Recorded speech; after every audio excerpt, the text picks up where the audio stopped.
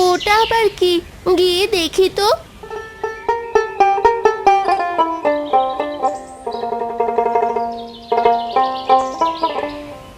এ বাবা, এটা তো একটা ডিম, কিন্তু এটা এখানে কোথা থেকে আসলো?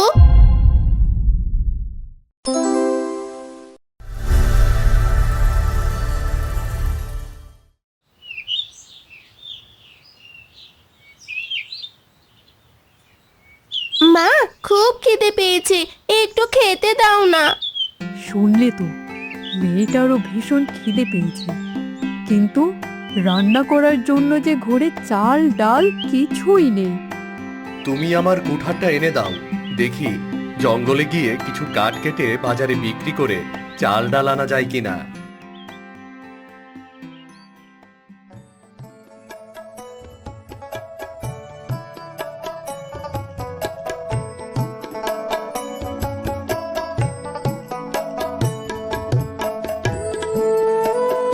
বাবা, আমিও তোমার সাথে জঙ্গলে যাব। তুমি কাঠ কাটবে আর আমি মায়ের জন্য কিছু লাকড়ি কুড়িয়ে নিয়ে আসবো।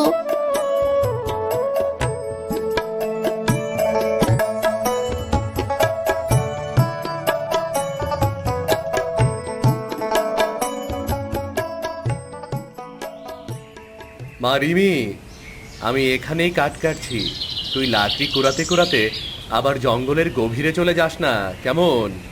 আচ্ছা বাবা, আমি জঙ্গলের গভীরে যাব না।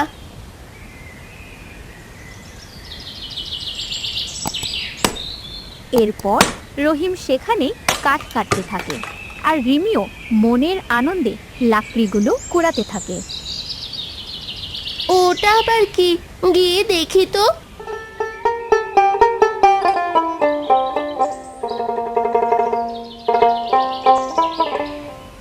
এ বাবা, এটা তো একটা ডিম, কিন্তু এটা এখানে কোথা থেকে আসলো?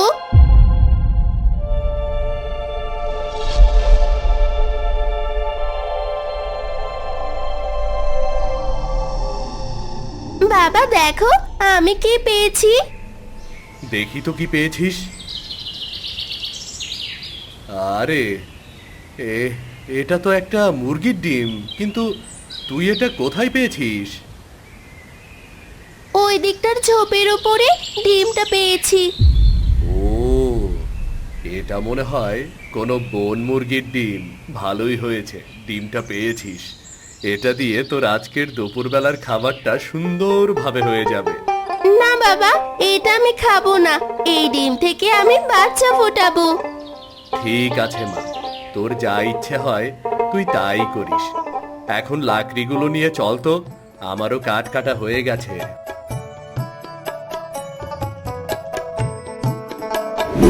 রহিম কাঠগুলো বাজারে বিক্রি করে যে টাকা পায় তা দিয়ে চাল ডাল কিনে বাড়িতে ফিরে।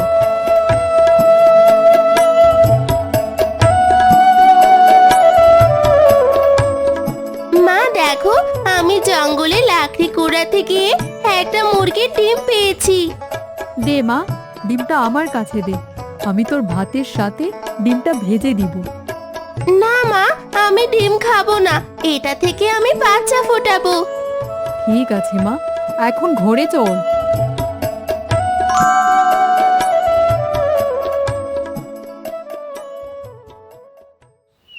বিকেল বেলায় রিমি আর তার মা গিয়ে তাদের ডিম পাড়া মুরগিটার সাথে রেখে দেয়, যাতে করে মুরগিটার কাছ থেকে তাপে ডিমটা থেকেও বাচ্চা বের হয়। মা দেখো, মুরগিটা কিভাবে আমার ডিমটাতেও তা দিচ্ছে। হ্যাঁ মা, এখন ঘরে চল।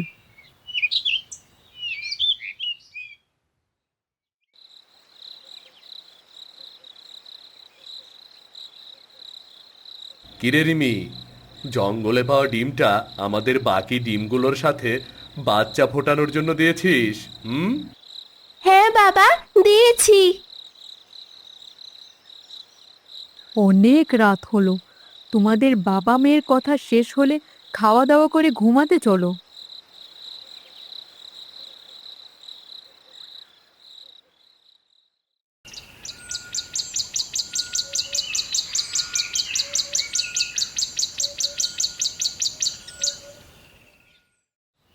এভাবেই কিছুদিন কেটে যাওয়ার পর রিমিদের বসানো ডিমগুলো থেকে বাচ্চা বের হয়। মা দেখো দেখো, আমাদের সবগুলো ডিম থেকে বাচ্চা ফুটেছে।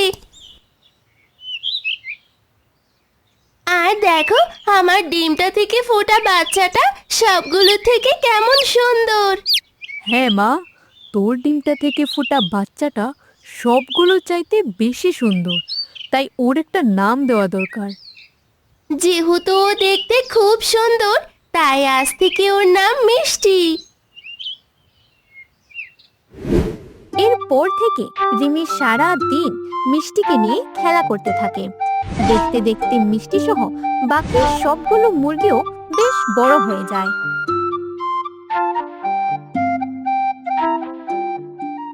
কি হলো রহিম, তোকে এমন চিন্তিত দেখাচ্ছে কেন?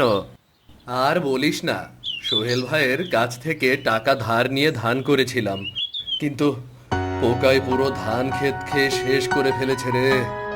এখন কিভাবে যে তার টাকাটা পরিশোধ করব বুঝতেই পারছি না। ওই দেখ, সোহেল ভাই এদিকেই আসছে, তুই তাড়াতাড়ি করে লুকিয়ে পড়। কি হলো রহিম ভাই, আমাকে দেখে পালিয়ে যাচ্ছিলে বুঝি? কি যে বলো সোহেল ভাই, আমি তোমাকে দেখে পালিয়ে যাব কেন বলো? অত শত আমি বুঝি না, এখন বলো তো আমার টাকাটা কবে দিচ্ছ? সোহেল ভাই, চুক্তি অনুযায়ী তো এখনো কালকের দিনটা বাকি আছে। ও তাই বুঝি, তবে মনে রেখো কালকের দিনের মধ্যে আমার টাকা পরিশোধ না করলে কিন্তু ভালো হবে না। না ভাই, দেব না কেন? কালকে টাকাটা হাতে আসলে তোমার সব টাকা আমি পরিশোধ করে দেব ভাই।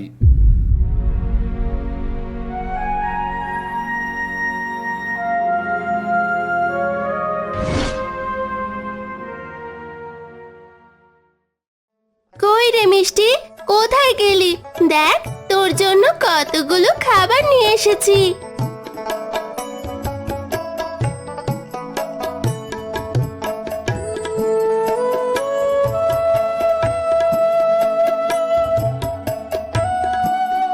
খা খা, ভালো করে খা, তোকে যে আরো বড় হতে হবে।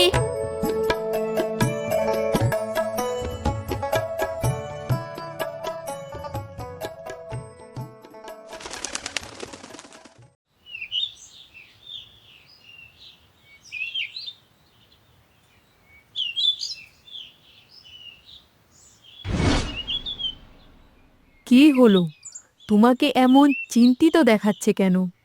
রহিম তখন সোহেল ভাইয়ের টাকাটা পরিশোধের কথা জানায়। এখন কি করবে? ঘরে তো কোনো টাকা পয়সাও নেই। ভাবছি আমাদের সবগুলো মুরগি বিক্রি করে সোহেল ভাই টাকাটা পরিশোধ করে দেব। তা করো, কিন্তু মিষ্টিকে বিক্রি করো না, কারণ রিমি মিষ্টির সাথেই খেলা করে সময় কাটায়, আর আমরা চাইলেও তো মেয়েটাকে অন্য কোনো খেলনা কিনে দিতে পারবো না।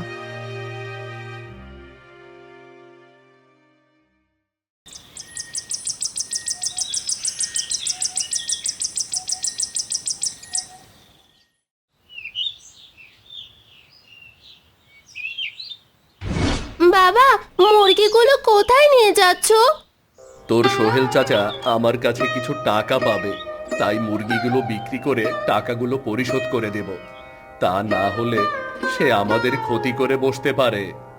কিন্তু বাবা, মন খারাপ করিস না মা, আমার হাতে টাকা হলে তোকে আরো কিছু মুরগি কিনে দেব, আর তোর মিষ্টিকে তো রেখেই যাচ্ছি।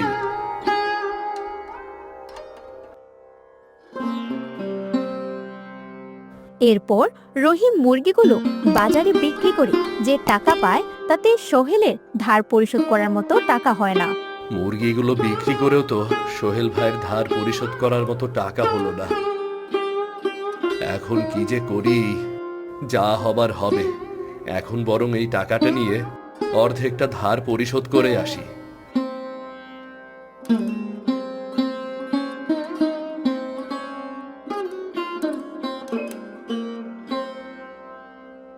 সোহেল ভাই, বাড়িতে আছো নাকি?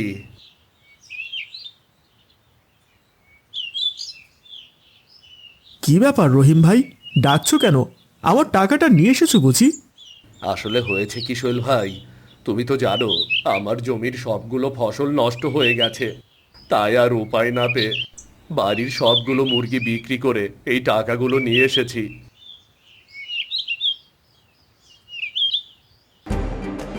কি ব্যাপার রহিম ভাই, এখানে তো ধারের অর্ধেক টাকা রয়েছে, বাকিগুলো কোথায়? আসলে সোহেল ভাই, সবগুলো মুরগি বিক্রি করে এই কয়টা টাকাই পেয়েছি।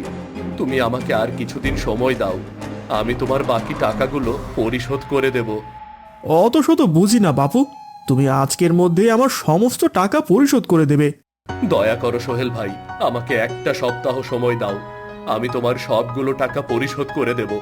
তার বিনিময়ে না হয় আমি তোমাকে 1 সপ্তাহের সুদও দিয়ে দেব। বেশ, যেহেতু সুদ দিবি বলছিস, তাহলে তো তোকে একটা সপ্তাহ দেওয়াই যায়, কিন্তু মনে রেখো বরাবর 1 সপ্তাহই তুমি সময় পাবে। ঠিক আছে সোহেল ভাই।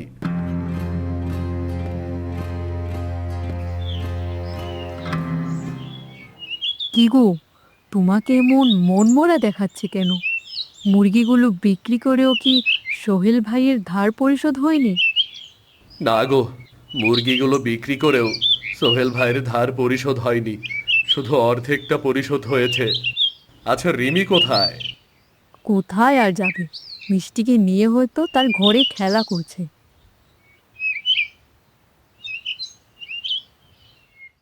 জানিস মিষ্টি, আজ বাবা সোহেল চাচার ধার পরিশোধ করে দেওয়ার জন্য তোকে ছাড়া বাকি সবগুলো মুরগি বিক্রি করে দিয়েছে। হ্যাঁ রিমি, আমি সবকিছুই জানি। এ কি মিষ্টি, তুই কথা বলছিস কিভাবে? আসলে রিমি, আমি হলাম একটা পরী। আমাকে পৃথিবীতে পাঠানো হয়েছে অভাব অনটনে থাকা মানুষগুলোকে সাহায্য করার জন্য। কিন্তু তুমি তো জঙ্গলে একটা ডিম হয়ে পড়েছিলে। কারণ সেদিন আমি তোমাদের বাড়ির উপর দিয়ে যাচ্ছিলাম, তখন তোমার সব কথা শুনতে পেয়ে তোমার সাথে জঙ্গলে গিয়ে ডিম হয়ে পড়েছিলাম। এখন শোনো, আজ রাতে আমাকে তোমার সাথেই রাখো, আর এখন তোমার বাবা মাকে কিছুই বলার দরকার নেই।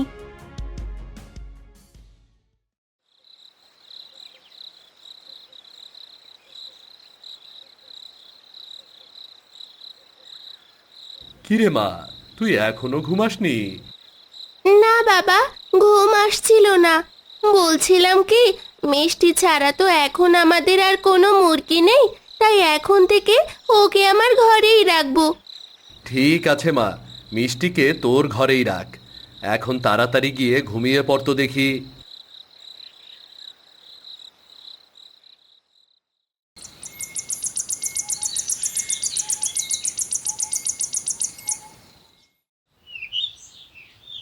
এত বেলা হয়ে গেল, রিমি এখনো ঘুম থেকে উঠলো না যে।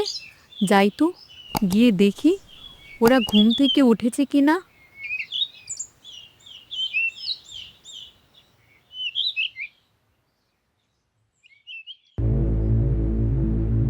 এ কি, ওটা আবার কি? দেখে তো মনে হচ্ছে কোনো সোনালি পালক। রিমি, মিষ্টি, তোরা তাড়াতাড়ি ঘুম থেকে ওঠ, দেখ কি হয়েছে।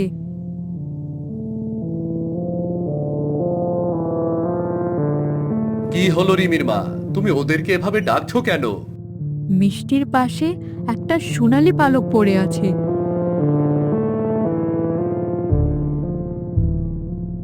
আরে তাই তো, কিন্তু এটা কোথা থেকে আসলো? তখন মিষ্টি তার আসল পরিচয় এবং সে যে তাদেরকে সাহায্য করার জন্য এসেছে তা জানায়। আর এখন থেকে আমি তোমাদের রোজ একটা করে সোনার পালক দেব। তা দিয়ে তোমরা নিজেদের এবং গ্রামের গরিব দুঃখী মানুষদের অভাব দূর করে দিও। তোমাকে অনেক ধন্যবাদ মিষ্টি। এরপর রহিম সোনার পালকটা বাজারে বিক্রি করে যে টাকা পায় তার থেকে কিছু টাকা দিয়ে সোহেলের বাকি ধারটা পরিশোধ করতে চলে যায়।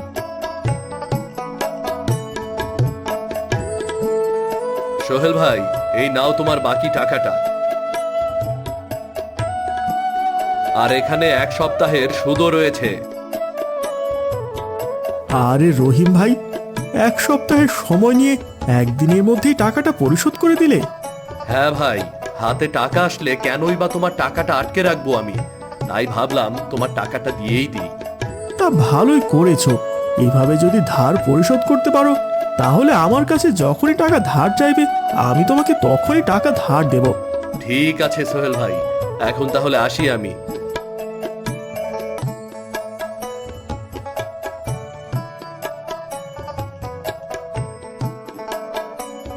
এরপর রহিম বাকি টাকাগুলো দিয়ে বাজার সদাই করে বাড়িতে নিয়ে যায়। আর এরপর থেকে মিষ্টির রোজ একটা করে সোনার পালক দিতে থাকে। সেগুলো বিক্রি করে রিমিদের অবস্থা সচ্ছল হয়ে ওঠে আর তারা গ্রামের গরিব মানুষগুলোকে সাহায্য করতে থাকে।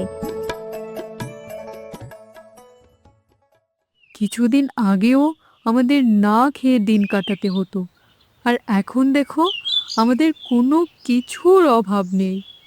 সব কিছুই সৃষ্টিকর্তার দয়া আর মিষ্টির দেওয়া সোনার পালকের উসিলা।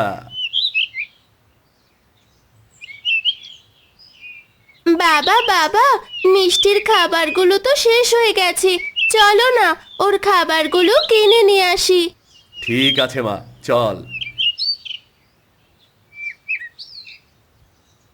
আড়াল থেকে তার সব কথা শুনে ফেলে সোহেল। ও, তাহলে এই ব্যাপার। এই জন্যই তো বলি রহিমের মতো গরিব মানুষ হঠাৎ করে এত বড় লোক হয়ে গেল কিভাবে। এখন তো এই মুরগিটা আমার চাই, আজ রাতেই মুরগিটা চুরি করে নেব।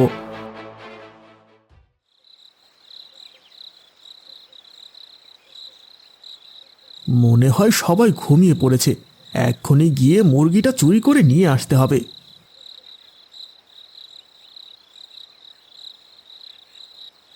ওই তো মুরগিটা রিমির সাথে ঘুমাচ্ছে, যাই এখনই মুরগিটা নিয়ে পালিয়ে যাই। ওরে বাবারে, ওরে বাবারে, মরে গেলাম রে, মুরগিটা আমাকে মেরে ফেললো রে। সোহেলের এমন চিৎকার চেঁচামেচি শুনে পাশের ঘর থেকে রিমির বাবা মা দৌড়ে আসে। এ কি সোহেল ভাই, তুমি এত রাতে এখানে কি করছো? আসলে রহিম ভাই, আমি লোভে পড়ে তোমাদের মুরগিটা চুরি করতে এসেছিলাম, কিন্তু মুরগিটার গায়ে হাত দেওয়াতে আমার হাত জ্বালা পোড়া করতে থাকে। ছি রহিম চাচা, আমি তোমাকে কত ভালো মানুষ মনে করতাম, আর তুমি কি না। মা রিমি, তোরা আমাকে ক্ষমা করে দে, আমি আমার ভুল বুঝতে পেরেছি। তোমার মতো কিছু মানুষের কারণেই আজ এই পৃথিবীর এমন হাল হয়েছে। তোমরা যদি লোভ না করে মানুষকে সাহায্য করতে তাহলে পৃথিবীটা আরো সুন্দর হয়ে যেত। পরি, আমি নিজের ভুল বুঝতে পেরেছি, তুমি আমাকে ক্ষমা করে দাও। আর আমি কথা দিচ্ছি, এখন থেকে আমি রহিম ভাইয়ের সাথে থেকে গ্রামের গরিব দুঃখী মানুষগুলোকে সাহায্য করব। তাহলে তো হয়েই গেল। এখন তাহলে আমি নিশ্চিন্তে অন্য আরেকজন গরিব সৎ মানুষকে সাহায্য করতে যেতে পারি। কিন্তু মিষ্টি, মন খারাপ করো না রিমি, আমি তোমাদের কথা কখনো ভুলবো না। আর আমি মাঝে মাঝে এসে তোমার সাথে সময় কাটিয়ে যাব। এখন তোমরা আমাকে বিদায় দাও। এরপর মিষ্টি পরি সবার কাছ থেকে বিদায় নিয়ে চলে যায়। তো বন্ধুরা, গল্পটি তোমাদের কাছে কেমন লাগলো? যদি ভালো লেগে থাকে তাহলে অবশ্যই লাইক, কমেন্ট আর আমাদের পাশেই থাকো। আর সাবস্ক্রাইব করতে ভুলো না যেন।